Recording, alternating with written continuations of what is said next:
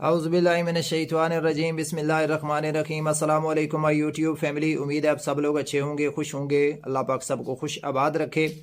आज मैं बहुत इम्पॉर्टेंट टॉपिक आप लोगों के लिए लेके आया हूँ और इसमें 3 चीज़ें ब्रीफ होंगी जिस पे मैंने ये रिएक्शन देना है कि ये कितनी इम्पॉर्टेंट चीज़ें हैं और इनका आम ज़िंदगी में मकसद क्या है। नंबर 1 है जी कि जो लोहे कुरानी हैं उनको उनका मकसद क्या था और वो किस मकसद के लिए यूज़ हो रही हैं, इस पे आप लोगों ने गौर करनी है। दूसरा इसमें टॉपिक क्लियर होगा कि जादू, जिन्नात, वबाई अमराज कि हमें किन लोगों के पास जाके जो है वो अपनी इन ऐसी बीमारियों का इलाज करवाना चाहिए। इससे हट के जो चीज़ें यूज़ हो रही हैं उन चीज़ों से आप लोगों ने बचना है जी। और तीसरी चीज़ ये है कि सुबह शाम के आपके कौन से ऐसे अज़कार हों, उनका स्क्रीन शॉट मैं आप लोगों के साथ शेयर करूंगा।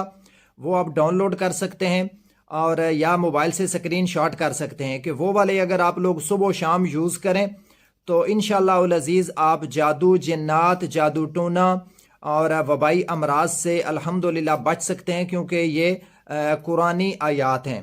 तो ये मुलाहिज़ा करें तो फिर इसके ऊपर इंशाअल्लाह अज़ीज़ बात करते हैं। लोहे कुरानी या रूफ़ मुक़त्ताआत का इल्म अल्लाह और उसके महबूब सल्लल्लाहु अलैहि वसल्लम के दरमियान एक कोड वर्ड्स हैं, ये किसी को नहीं बताए गए। और इसके ऊपर जिन लोगों ने तबाह आजमाई की है, अहले सुन्नत में इमाम इब्न तैमिया अल-मुतवफ़ा 728 हिजरी और अहले तशय्यो तो करते ही रहते हैं, ये दोनों ने गुलूब किया है। ये कोड वर्ड्स हैं और इनका कोई इसके साथ ताल्लुक़ नहीं है कि कोई दीन के अहकामात आप समझ लें को कम पड़ गए। इसके अलावा कुरान पाक में कई चीज़ें हैं जिनकी डिटेल्स हमें नहीं बताएगी। इसीलिए सूरह आल इमरान की आयत नंबर 7 बड़ी इंपॉर्टेंट है। मैं अक्सर कोट करता हूँ कि जी जिस शख्स ने कुरान की आयत को समझना है उसके लिए ये बुनियादी आयत समझना ज़रूरी है। औज़ु बिल्लाहि मिनश शैतानिर रजीम, बिस्मिल्लाहिर रहमानिर रहीम। हुवल्लज़ी अंज़ला अलैकल किताब मिन्हु आयातुम मुहकमात। अल्लाह है वो जिसने तुम पर ए नबी सल्लल्लाहु अलैहि वसल्लम ये कुरान नाजिल किया जिसकी कुछ आयात जो हैं वो मुहकमात हैं, मुहकम है, हुक्मियाँ। क्या? नमाज पढ़ो, रोज़ा रखो, माँ बाप की नाफरमानी ना करो, ज़िना से बचो, ये हुक्मियाँ जितने भी शरीयत के अहकाम।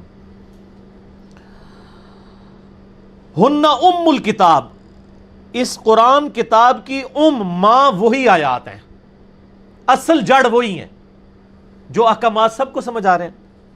व उखरु मुतशाबिहात, और इसके अलावा कुछ मुतशाबिहात भी हैं जिनमें तशबीहात दी गई हैं, रिजेम्बलेंस दी गई हैं। जैसे कहा गया कि जन्नत में फ्रूट होगा, हूरें होंगी। अब इसकी कोई पिक्चर तो नहीं बना सकता, यहाँ पे सिर्फ दुनिया से रिजेम्बलेंस दी गई है। जिस तरह दुनिया में फ्रूट खाते हो आखिरत में भी होंगे। किस तरह के होंगे वो बुखारी मुस्लिम में हदीस है। जन्नत की नेमतें ना किसी आंख ने देखी, ना किसी कान ने सुनी, का ना किसी के दिल पे खटका गुजरा।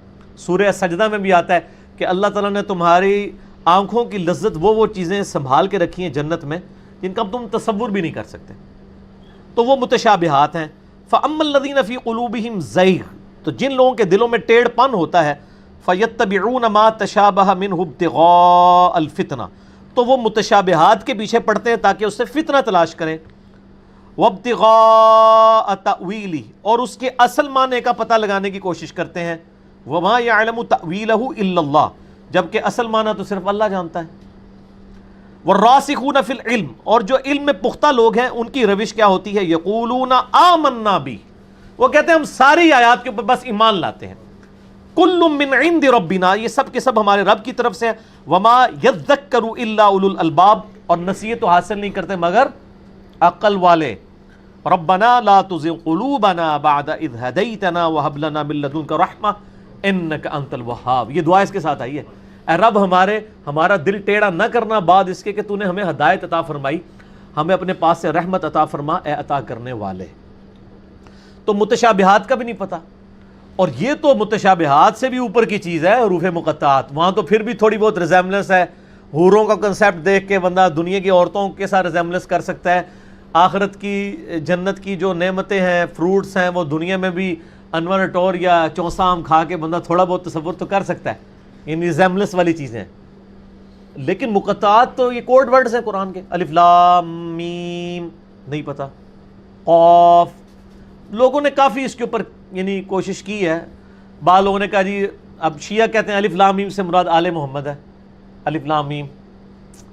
سنی کہتے ہیں جی جو تباہ آزمائی کرتے ہیں، ہم تو دونوں کے خلاف ہیں، وہ کہتے ہیں جی عرب میں رواج تھا کہ جب کسی کو خط لکھا جاتا تھا نا تو خط لکھنے والے کے جو نام کا پہلا حرف ہے نا وہ لیا جاتا تھا، اور جس کی طرف خط لکھا جاتا تھا اس کا بھی پہلا حرف لیا جاتا تھا، اور جو درمیان میں بات لے کے جانے والا ہوتا تھا اس کے نام کا آخری حرف لیا جاتا تھا. الف اللہ، لام جبرائیل، میم محمد. تو یہ یعنی لوگوں نے تب آزمائی کی ہے. چونکہ نبی صلی اللہ علیہ وآلہ وسلم خاموش ہیں اور اس سے کوئی قرآن و حدیث میں فرق نہیں پڑنا، کوئی دین کام نہیں ہو جانا. اللہ نے لفظ استعمال کیا ہے کہ ہن ام الکتاب، کتاب کی، قرآن کی ماں اور جڑ وہی آیات ہیں جو محکمات ہیں. وہ تو سر ہمارے بچے کو بھی پتہ ہے قرآن میں جو احکامات آئے ہیں، حلال و حرام کی چیزیں آ گئی ہیں، فرائض آ گئی ہیں، یہ ساری چیزیں. تو لہٰذا یہ مقطعات کا علم کسی کے پاس نہیں. باقی یہ لوہے قرآنی لوگوں نے وہ کاروبار میں برکت کے لیے بھی لٹکائے ہوئے ہوتے ہیں، دکانوں کے اوپر تعویذات بنا کے گلے میں لٹکائے ہوتے ہیں. اس کے تو آج کل کارڈ بھی ملتے ہیں، جیب میں پاکٹ میں آپ پرس میں رکھ لیں. سر کوئی فرق نہیں پڑنا، کچھ نہیں فرق پڑنا جب تک آپ یعنی تعلیمات پہ قرآن و حدیث کی عمل نہیں کرتے. کوئی فرق نہیں پڑنا ان چیزوں سے. ٹھیک ہو گیا؟ جادو اور جنات کے خاتمہ کے لیے جو رقیہ کروایا جاتا ہے قرآنی آیات کے ذریعے، کیا یہ عمل درست ہے؟ رقیہ کہتے ہیں قرآنی آیات کے ذریعے جادو کا، جنات کا، عصے وغیرہ کا علاج کروانا. اس کے لیے تو نبی علیہ السلام کے وظائف ہم نے یہ لکھ کے بھی لگائے ہوئے ہیں. 5 بڑے بڑے وظائف ہیں. آیت الکرسی صبح و شام 1 دفعہ، آخری 3 کل 3 دفعہ صبح و شام، اور بسم اللہ الذی لا یضر والی دعا، اور اعوذ بکلمات اللہ التامہ والی دعا، اور لا الہ الا اللہ وحدہ لا شریک لہ. اس کے علاوہ بھی یہ بخاری، مسلم، ابو داؤد، ترمذی، نسائی، ابن ماجہ میں یہ ساری روایتیں موجود ہیں. اس کے علاوہ بھی ہے سورۃ البقرہ کی آخری 2 آیات بخاری مسلم میں آتا ہے، مسلم شریف میں آتا ہے. سورہ بقرہ کی تلاوت جنات کو دور کرنے کا سبب ہے. اس پہ میرے آپ جادو جنات سے بچنے کا وظیفہ آپ یوٹیوب پہ لکھیں، لاکھوں لوگوں نے کلپ دیکھا ہے تعویذات کے اوپر. تو یہ رقیہ آپ جہاں پہ ونس آپ پتہ نا، ایک پریونٹیو علاج ہوتا ہے، ایک کیوریٹیو علاج ہوتا ہے. سر سائنس کے بغیر آپ دین بھی نہیں سمجھا سکتے لوگوں کو. پریونٹیو علاج یہ ہوتا ہے کہ بیماری ہونے سے پہلے آپ علاج کر لیں، جیسے کہ ویکسینیشن ہے. کیوریٹیو علاج یہ ہوتا ہے کہ جب بیماری ہو جائے پھر وہ ویکسین سے علاج نہیں ہوتا، بلکہ بیماری بڑھ جاتی ہے، کیونکہ وہ اسی بیماری کے جراثیم ہوتے ہیں. ویکسینیشن کیا ہوتی ہے کہ جس کی آپ ویکسینیشن کر رہے ہیں اس بیماری کے کمزور جراثیم آپ کے جسم میں ٹیکے سے داخل کر دیے جاتے ہیں. آپ کے جسم کا نظام اللہ نے بڑا محکم بنایا ہے. وہ جسم ان جراثیم سے لڑتا ہے، ان جراثیم کو شکست دے دیتا ہے. اب جب وہ اوریجنل جراثیم آتے ہیں نا تو جسم پہلے ہی واسطے کہتا ہے انہیں تاک لینے انہوں 6 چھکے ماریں گے، تو پھر جسم ان کو شکست دے دیتا ہے. لیکن جس بندے کو پہلے بیماری لگی ہوئی ہے اس کو آپ جراثیم والا ٹیکہ لگائیں ویکسین کا تو وہ تو الٹا ہی شاید اثر کرے. تو اس لیے کیوریٹیو علاج یہ ہوتا ہے کہ وہ پھر ڈیفرنٹ اینٹی بایوٹک سے، باقی چیزوں سے. اسی طریقے سے جو رقیہ ہے یہ بھی کیوریٹیو علاج ہے، یہ پریونٹیو نہیں ہے. پریونٹیو تو یہی والا علاج ہے، آخری 3 صورتیں پڑھ کے رات کو سونے سے پہلے، بخاری مسلم میں آتا ہے المعوذات، 3 پناہ دینے والی صورتیں 3 دفعہ پڑھ کے پھونک کے تو اپنے جسم پہ مل کے نبی علیہ السلام سویا کرتے تھے. میرے بلو کارڈ کے اندر بھی یہ ذکر موجود ہے. بلکہ یہ ہم نے علیحدہ سے اب ایک 5 وظائف والا یہ کارڈ علیحدہ سے بھی اورنج کارڈ بھی لانچ کر دیا ہے، تاکہ یہ کوئی 25-27 اذکار نہیں کر سکے، 5 تو کم از کم کرے نا اورنج کارڈ والا. یہ اورنج کارڈ ہی لگایا ہوا ہم نے. تو یہ کر لیں کافی ہے، صبح شام 1 دفعہ یہ وظیفے کر لیں. تو پھر تو آپ کو کسی عامل کے پاس جانا پڑے گا، اور وہ لوگوں نے تجربات کے ذریعے حاصل کیا. صحیح مسلم میں حدیث ہے تم میں سے جو کوئی اپنے بھائی کو نفع پہنچا سکتا ہے وہ پہنچائے. صحیح مسلم میں حدیث ہے تم اپنے زمانے جاہلیت کے دم مجھ پر پیش کرو، اگر ان میں شرکی الفاظ نہیں تو اب بھی ان کو ویسے ہی کرتے رہو. اسی طریقے سے مسلمانوں نے بھی تجربات سے چیزیں حاصل کی ہیں کہ قرآن حکیم میں جو جادوگروں اور موسیٰ علیہ السلام کا واقعہ ہے نا، وہ قرآن پاک میں کئی جگہ ہے جس میں جادوگر شکست کھا گئے، موسیٰ علیہ السلام کو اللہ نے فتح دی. ان آیات کی اگر تلاوت کر کے رقیہ کیا جائے، آلریڈی جن لوگوں پہ جادو ہوا ہے، کہیں پہ خون کے چھینٹے گرتے ہیں، اور کپڑے کٹ جاتے ہیں اور سارے معاملات ہوتے ہیں. ویسے پاکستان میں تو ہر گھر میں ہی جادو لوگ کلیم کر رہے ہوتے ہیں, وہ نہیں ہوتا, کوئی کیس ہوتا ہے. یہ تو وہمی قوم ہے نا. تو وہ پھر رقیہ کرتے ہیں. باقی یہ وہ کالی مرغی ذبح کر کے اس کا خون گرانا اور یہ تو ساری فضول چیزیں. صحیح العقیدہ جو مشرک نہ ہو, شرک کرنے والا نہ ہو, موحد ہو, اس سے علاج کروایا جائے اور یعنی کارگر ہے. یہاں پہ بھی ہمارے پنڈی شہر میں وہ کون سے ہیں جی, اقبال سلفی صاحب, یعنی وہ کافی پوری دنیا ان کے پاس آتی ہے, ان کے یوٹیوب پہ کلپ بھی رکھے ہوئے ہیں, آپ اقبال سلفی لکھیں تو وہ کافی رقیہ کرتے ہیں. یہاں بھی جیلم میں بھی ان کے اسٹوڈنٹ.